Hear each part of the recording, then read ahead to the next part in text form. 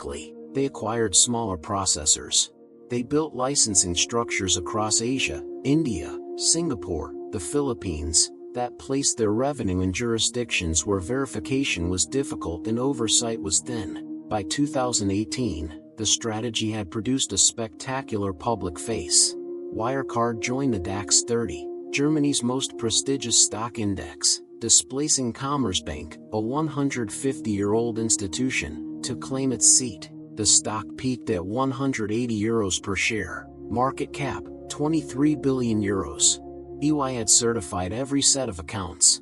17 major investment banks held by ratings on the stock. CEO Markus Braun presented himself as a visionary technologist.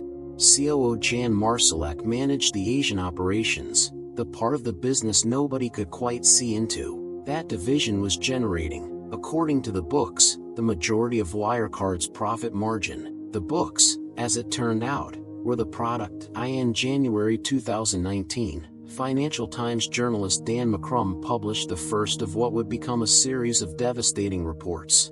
The allegation was specific and surgical. Wirecard's Singapore office had been manipulating accounts, booking round-trip transactions as genuine revenue, money leaving the company, passing through partner entities, returning as reported income. A circle dressed up as a straight line. Wirecard did not issue a correction. They deployed a law firm, Schillings, to threaten McCrum and the FT with legal action. They hired private intelligence operatives, later linked to former intelligence services, to conduct physical surveillance on McCrum and his sources.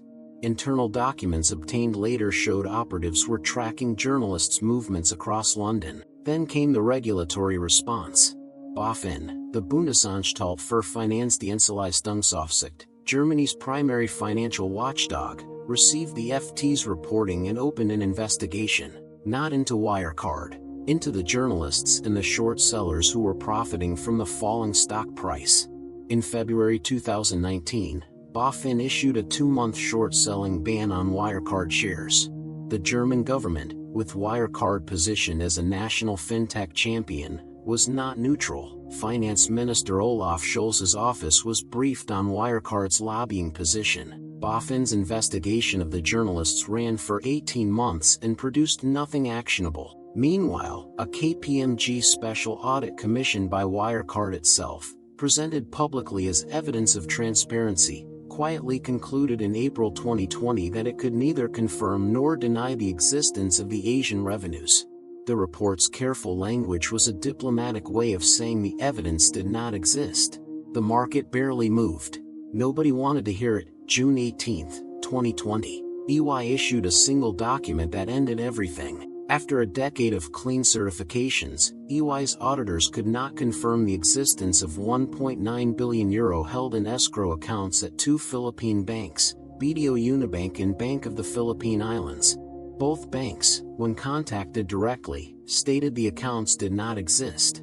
The trustee documents naming specific Filipino individuals as account custodians were examined. Those individuals, when located, stated they had no knowledge of Wirecard or any accounts in their names. The money had never been there. Wirecard's stock fell 61% on June 18 alone, €12 billion in market capitalization erased before close of business. On June 19, Wirecard admitted in a public statement that the €1.9 billion may not exist.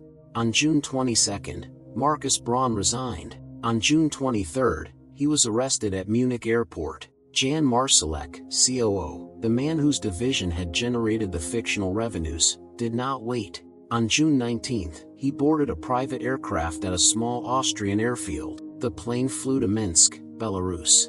Marsalek transferred onward. He has not been found. European investigators believe he operates from within Russia under FSB protection. His current location remains officially unknown. Wirecard AG filed for insolvency on June 25, 2020, for €1 billion in liabilities against assets that were, in significant part, fabricated. The insolvency administrator found that the company's Asian third-party partner network, the structure generating the majority of reported profit for years, consisted largely of entities that either did not exist or had no meaningful business relationship with Wirecard. 5,000 employees lost their positions within the week. The legal aftermath moved at institutional speed. Markus Braun stood trial at Munich's Landgericht court beginning in December 2022, one of the longest and most complex fraud trials in German legal history. EY reached a €500 million civil settlement with the Wirecard insolvency administrator in 2022, without admitting liability.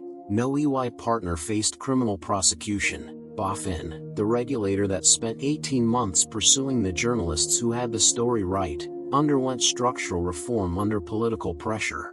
The reforms were announced as significant. The €1.9 billion was never recovered. The Philippine account investigation closed without locating the funds. Dan McCrum, the Financial Times journalist who was surveilled, legally threatened, and officially investigated for exposing the fraud, won the Gerald Loeb Award, journalism's highest honor for financial reporting. Jan Marsalek remains on Interpol's Red Notice list. His photograph appears on wanted bulletins across 34 countries. In the 4 years since his disappearance, there has been no confirmed sighting. The Wirecard headquarters in Askium was sold in the insolvency proceedings. The servers were decommissioned. The DAX listing was quietly removed. The company that Germany called its fintech future left behind €4 billion in debt, 5,000 unemployed people, and a question that no court has fully answered. Who else knew the money wasn't there, and when did they know it? Ghosts of the Dark Era. Every empire leaves a shadow.